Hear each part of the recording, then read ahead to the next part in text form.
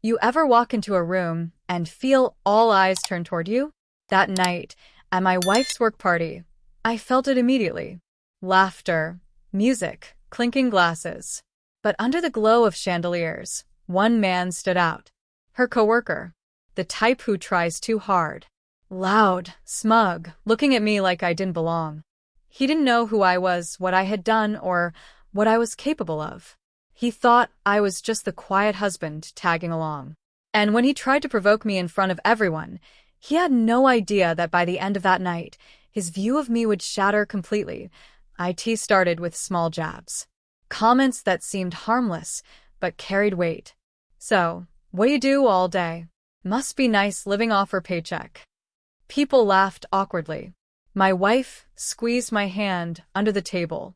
I smiled, kept calm. Because silence has power. But inside, the fire burned. He wanted to expose me, humiliate me, make me look weak. I let him play his game.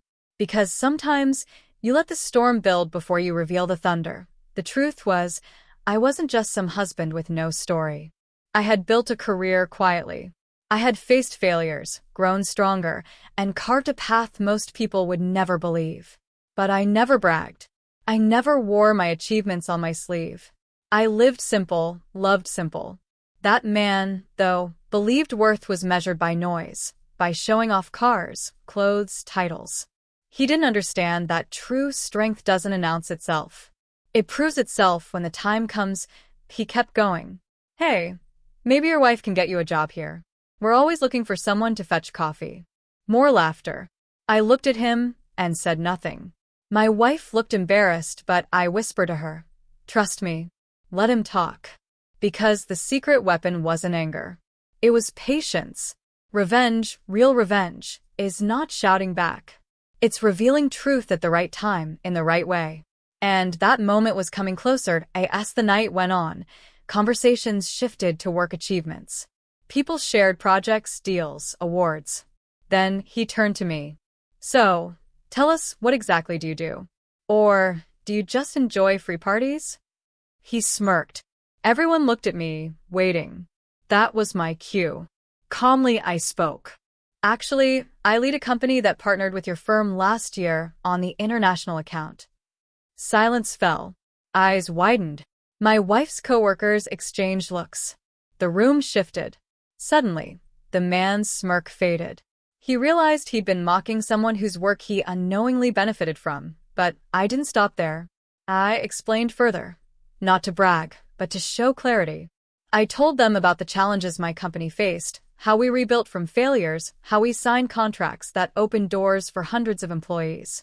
My words weren't loud, but they carried weight. Real stories always do. People leaned closer, listening. And in that moment, the balance of power flipped. The same people who laughed earlier now looked at me with respect. That coworker sat there, shrinking. His arrogance melted. He tried to interrupt, but every word I spoke revealed a truth he could not erase. He had judged me by silence, but he never knew the battles I fought to get where I was. And here's the thing about arrogance. It blinds you. It makes you underestimate the quiet ones. But quiet doesn't mean weak. Quiet often means observing, preparing, waiting for the right strike. Afterward, several of her colleagues came up to me. They shook my hand, asked questions, wanted advice.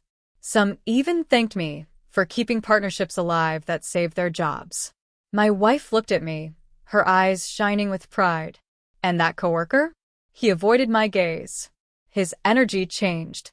He couldn't bring himself to speak the same way anymore. And that silence, that was my victory. Because true revenge is not humiliation, it's revelation. Showing someone the truth they tried to bury under their ego on the way home.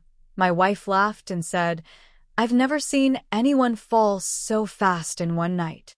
I told her, I didn't even have to fight him. He fought himself with his ignorance. That's the lesson. When someone underestimates you, don't rush to prove them wrong. Let them reveal their own character first. Then, when the truth comes out, it speaks louder than any argument you could make. Revenge doesn't always require fire.